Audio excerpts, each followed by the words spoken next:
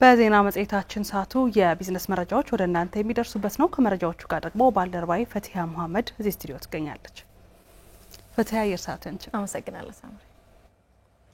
ከኩለ ቀን የቢዝነስ መረጃዎቻችን ጋር አብራችሁን ቆዩ። የአማራ ክልል ለቡና ምርት ተስማሚ ቢሆንም ብዙ ተግዳሮቶች ያሉበት ነው ሲሉ በምክትል ርዕሰ መስተዳድር ማዕረግ የገጠር ዘርፍ አስተባባሪና የአማራ ክልል ግብርና ቢሮ ኃላፊ ዶክተር ደሳሃሉ ተናገሩ። የአማራ ክልል የንግድና ዘርፍ ማህበራት ምክር ቤት በክልሉ የቡና ምርትና ኤክስፖርት ዙሪያ ከመንግስትና ከግሉ ዘርፍ አካላት ጋር በባህር ዳር ምክክር አድርጓል። በመድረኩ በባህር ዳር ዩኒቨርሲቲ የዘርፉ ከፍተኛ ተመራማሪዎች የመነሻ ጽሁፎችን አቅርበው ውይይት ተደርጎባቸዋል። ጌታቸው ገደፋው ተጨማሪ አዘጋጅተዋል። ተከታትለን እንመለስ። የአማራ ክልል ንግድና ዘርፍ ማህበራት ምክር ቤት በቡና ምርትና ኤክስፖርት መልካም አጋጣሚዎችና ተግዳሮቶች ዙሪያ ከመንግስትና ከግሉ ዘርፍ አካላት ጋር ምክክር አድርጓል። የአማራ ክልል ለቡና ምርት ምቹና ተስማሚ የሆነ የአየር ንብረት ያለው መሆኑን የገለጹት በምክትል ርዕሰ መስተዳድር ማዕረግ የገጠር ዘርፍ አስተባባሪና የአማራ ክልል ግብርና ቢሮ ኃላፊ ዶክተር ደሳሃሉ ዘርፉ በርካታ ተግዳሮቶች እንዳሉበትም አንስተዋል። እጅግ በጣም ከፍተኛ ፖቴንሻል የቡና ልማት ፖቴንሻል ያለው ክልል መሆኑ ተረጋግጦ ወደ ልማት ከተገባ ባለፉት 5 ዓመታት ብዙ ለውጥ እየታየ ይገኛል በክልሉ። ነገር ግን ይህ ዘርፍ ካለን አጠቃላይ አቅምና ካለው ፋይዳ አኳያ ሲመዘን ብዙ የተራመደ ዘርፍ አይደለም። ምንም እንኳን አማራ ክልል የቡና ተስማሚ ቢሆንም በዘርፉ የምናካሄደው ልማት እጅግ በርካታ ተግዳሮቶች ያሉበት ነው። በመንግስት ደረጃ ልዩ ትኩረት ተሰጥቶት እንቅስቃሴ ቢጀመርም እንደሚታወቀው የመንግስት የበጀት አቅም የውስንነት ስላለበትና የግሉ ዘርፍ ካልገባበት ብቻውን መንግስት ሆኖ ሊቆም አይችልም። በአማራ ክልል ያለውን የቡና ምርት ከአርሶ አደር ማሳ በማስወጣት ተገቢውን ኢኮኖሚ እንዲያመነጭ ለማድረግ የግሉ ዘርፍ ተሳትፎ የራሱን ድርሻ ሊወጣ እንደሚገባ ያነሱት ደግሞ የአማራ ክልል የንግድና ዘርፍ ማህበራት ምክር ቤት ዋና ጸሐፊ ዶክተር አሰፋ ወረታ ናቸው። በዘርፉ ለውጥ እንዲመጣም ምክር ቤቱ የራሱን ኃላፊነት እየተወጣ እንደሆነም ተናግረዋል። አሁን ያለው የቡና ስራ በአርሶ አደሮች ማሳ ውስጥ ያለ ነው። ለኢኮኖሚያዊ እድገት ያስፈልግ ከተባለ ይሄ ዘርፍ ከጓሮ ወጥቶ ወደ ትልቅ ኢንቨስትመንት ሜካናይዝድ ወደሆነ ፋርሚንግ ውስጥ መግባት መቻል አለብን። ስለዚህ ከዚህ አንፃር የግሉ ዘርፍ ወደዚህ እንዲገባ መልካም ሁኔታዎች እንዲመቹ ከመንግስት ጋር እያደረግነው ያለው የምክክር መድረክ እሱ ነው አንዱ ዋናው። የአማራ ክልል ቡናን ወደ ውጭ በመላክ የኢኮኖሚ ምንጭ ለማድረግ የራሱ ስም እንዲኖረው እየተሰራ መሆኑን በባህር ዳር ዩኒቨርሲቲ የግብርናና አካባቢ ሳይንስ ኮሌጅ ዲንና ጥናት አቅራቢው ፕሮፌሰር መልካሙ አለማየሁ ተናግረዋል። በክልሉ ቡና ያለበትን አካባቢ የጥራት ሁኔታውና የሚመረትበት አግባብ በጥናት መለየቱንም ፕሮፌሰር መልካሙ አለማየሁ ተናግረዋል። አማራ ክልል ላይ አሁን ቡና ያለበትን ሁኔታ አይደንቲፋይ ማድረግ ችለናል። ሁለተኛ ኳሊቲው ተጠንቷል። ሌላኛው ደግሞ አሁን አማራ ክልል ላይ እየተመረተ ያለው ቡና የሚመረትበት አግባብ በምን አይነት ነው? አርሶ አደሩ ትክክለኛ ለቡና ማምረት የሚያስፈልገውን ዘዴ ተጠቅሞ ነው ወይ እየሰራ ያለው የሚለውን የዳሰሳ ጥናት አድርገናል። ስለዚህ የዳሰሳ ጥናት አድርገናል። ያ ማለት ችግሮችን ለይተናል ማለት ነው።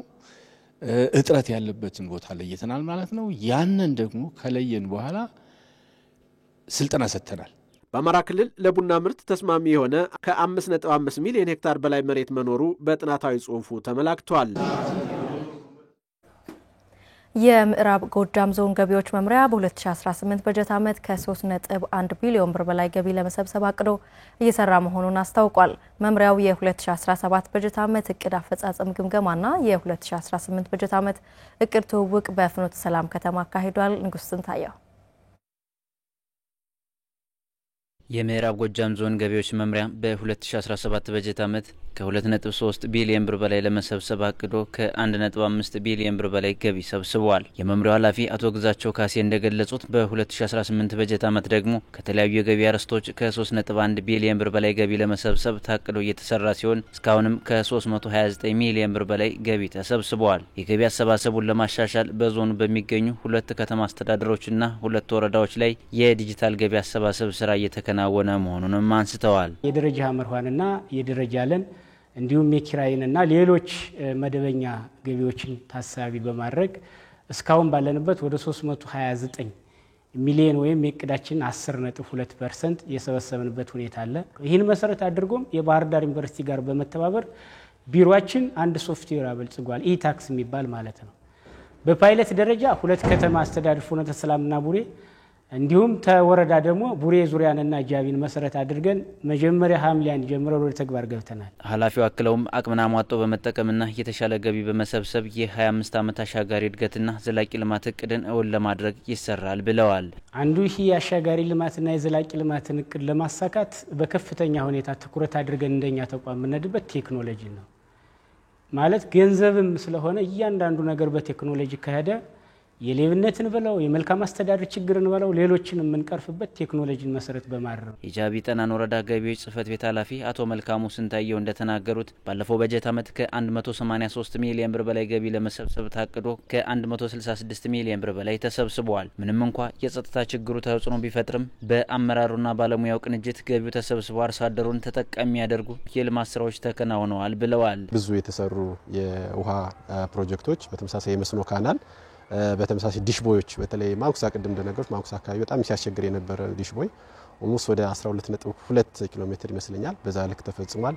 ወጋ የውሃ የገጠር ውሃ ቦይ የተገነባበት በተመሳሳይ ወይንም አወርቅማ አካባቢ ላይ የመስኖ ካናል የተገነባበት ነውና ይሄ ምናልባት በወረዳው በጀት ብቻ ሳይሆን በረጅ ድርጅቶችም ስለሆነ በተቻለ መጠን ግን የኮብልስቶን ስራዎችም ያው በተመሳሳይ ማህበረሰቡም ባለፈው የግብር ንቅናቄ መድረክ ስናካሄድ ያነሳው በከፈልነው ልክ መሰረተ ልማት እየተሟላልን አይደለም በሚል ስለሆነ ያን እንግዲህ ወረዳውን በተቻለ መጠን ከቻለ በወረዳው አቅም ካልሆነ ደግሞ በረጅ ድርጅቶችም ቢሆን ባሉት ጋራ እያደረገ የሽንዲ ከተማ አስተዳደር ምንም እንኳን በጸጥታ ችግር ውስጥ ቢቆይም ከተለያዩ የገቢ አርዕስቶች ከ46 ሚሊዮን ብር በላይ ተሰብስቦ የተለያዩ የልማት ስራዎች መከናወናቸውን የከተማ አስተዳደሩ ገቢዎች ጽህፈት ቤት ኃላፊ አቶ ተመስገን አማን አስረድተዋል። በበጀት ዓመቱ እስካሁን ከደረጃ ሀመርኋ ግብር ከፋዮች ለመሰብሰብ የታቀደውን ከ11 ሚሊዮን ብር በላይ ሙሉ ለሙሉ መሰብሰብ ተችሏልም ብለዋል። የሰበሰብነው ገቢ ይሄ ነው የሚለው ወደ 11 ሚሊዮን ብር ወጪ በማድረግ የስራ ዕድል የፈጠርንበት ሁኔታ ነው ያለ ማለት ነው። ይሄ በጣም ህብረተሰቡን ከመንግስት ጎን እንዲሆን ያደረገ ወጣቱም ጭምር ቅቡልነት